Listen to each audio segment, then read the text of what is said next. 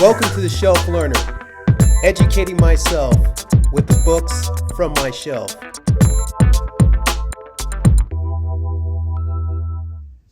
Welcome to Shelf Learner, educating myself with the books from my shelf.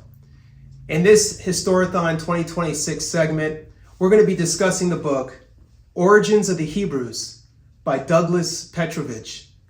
This will be my fifth installation of book reviews. The first one, we talked about the land of Eden. The second video was about Noah's Ark being on Mount Ararat. The third video was regarding the Table of Nations, and I focused specifically on Nimrod and how he could possibly be Sargon the First. And the last video talked about the African origin of civilization by Sheikh Anta Diop. As you can see, I read this book 2-3 times. It's fallen apart. Cross-referencing, just trying to get the meat of it.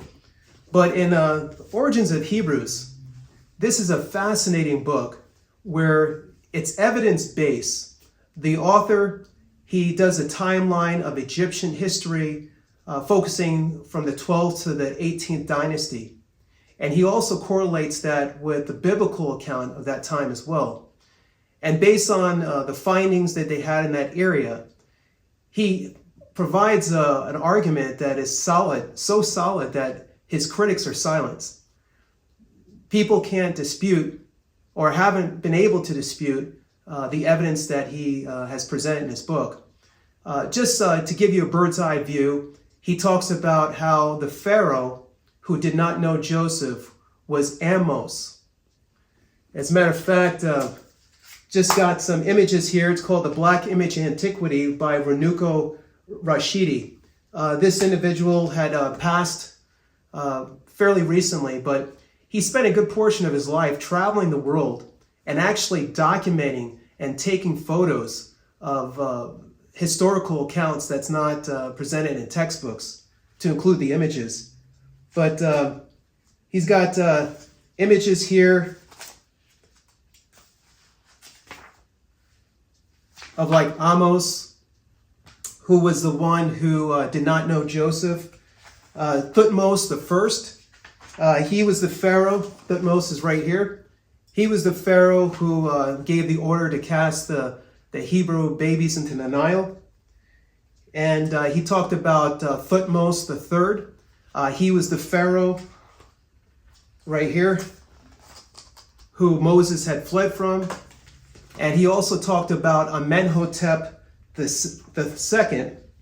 This one's Amenhotep the Third, but he talked about how Amenhotep the Second was the Pharaoh of the Exodus. What I thought was really fascinating was that he made a case that Hatshepsut was the one who had taken Moses out of the river.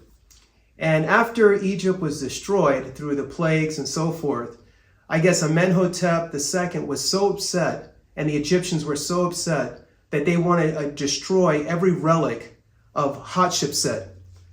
To include images that were on the walls, they actually carved out, because they felt that she was the one responsible for destroying Egypt by taking Moses out of the river. This is a fascinating read, Origins of Hebrews.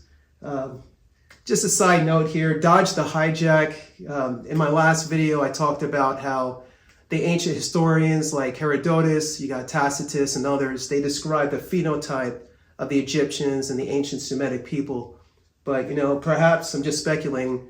As intelligent Douglas Petrovich is, I'm sure that maybe he couldn't get this published without throwing out in the cover, possibly, but it is what it is. I encourage you to do your own research and apply some topical reading, read a variety of books, do a deep dive, chew the meat, spit out the bones, and draw your own conclusions. And of course, make it a great day.